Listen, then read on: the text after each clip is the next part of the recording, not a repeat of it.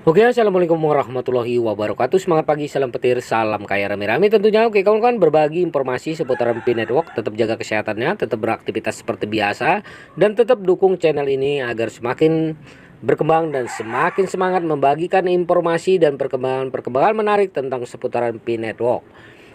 Nah, visi strategis nih Dr. Nicholas Kokalis, ya, transisi jaringan Pi dari mainnet tertutup ke fase mainnet terbuka. Kita kutip dari Nesway, kawan-kawan. Nah, cryptocurrency telah mengubah lanskap keuangan dengan menawarkan solusi terdesentralisasi dan tanpa batas untuk sistem keuangan tradisional. Salah satu proyek yang mendapat perhatian signifikan adalah Pi Network yang didirikan oleh Dr. Nicholas Kokalis dengan pendekatan inovatif untuk menambang dan misinya untuk membuat cryptocurrency dapat diakses oleh semua orang. Pi Network siap untuk memasuki fase pengembangan berikutnya, transisi dari mainnet tertutup ke mainnet terbuka. Pada artikel ini kita akan mengeksplorasi visi strategis Nicholas Kokalis untuk transisi ini dan bagaimana hal ini sejalan dengan tujuan menyeluruh jaringan Pi. Jaringan Pi diperkenalkan pada tahun 2019 oleh Dr. Nicholas Kokalis dengan tujuan menciptakan mata uang kripto yang ramah pengguna dan hemat energi yang dapat ditambang menggunakan perangkat seluler, tidak seperti model Proof of Work atau POW atau Proof of Stake atau POS tradisional. Pi Network memperkenalkan mekanisme konsensus unik untuk dikenal sebagai Proof of Authentication, ya. Pendekatan ini memungkinkan pengguna untuk menambang koin Pi dengan memvalidasi identitas, ya, mereka dan berkontribusi pada pertumbuhan jaringan tanpa memerlukan peralatan penambangan yang mahal. Fase mainnet tertutup. Fase awal jaringan Pi yang dikenal sebagai mainnet tertutup berfungsi sebagai tempat pengujian untuk teknologi dan mekanisme platform. Selama fase ini pengguna dapat menambang koin Pi melalui aplikasi seluler dan terlibat dalam berbagai aktivitas untuk mendapatkan hadiah. Namun transaksi terbatas pada lingkungan tertutup jaringan yang memastikan lingkungan pengujian terkontrol dan memungkinkan tim pengembang untuk mengatasi potensi masalah apapun sebelum pindah ke audiens yang lebih luas.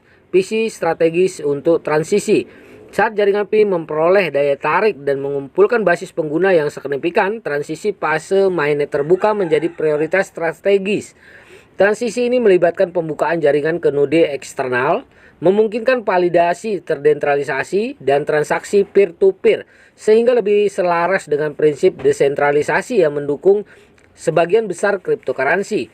Nicholas Kokalis membayangkan transisi ini sebagai proses multitahap untuk memastikan migrasi yang lancar dan aman.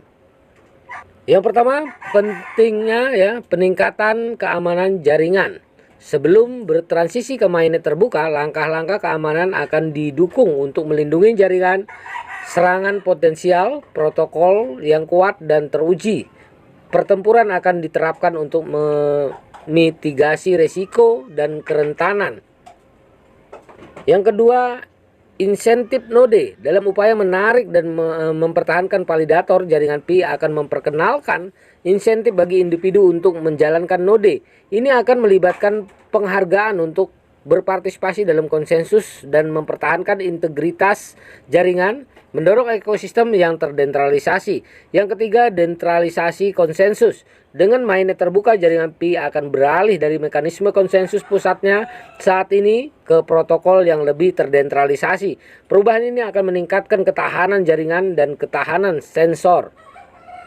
Yang keempat, interoperabilitas. Untuk mendorong adopsi yang lebih luas, jaringan Pi akan bekerja pada kompatibilitas dengan jaringan blockchain lainnya, memungkinkan interaksi lintas rantai dan memperluas kasus penggunaannya. Yang kelima, tata kelola komunitas. Nicholas Kokalis bermaksud untuk memperdayakan komunitas jaringan Pi dengan peran dalam proses pengambilan keputusan. Ini sejalan dengan tren tata kelola terdesentralisasi yang lebih luas di ruang blockchain. Manfaat transisi.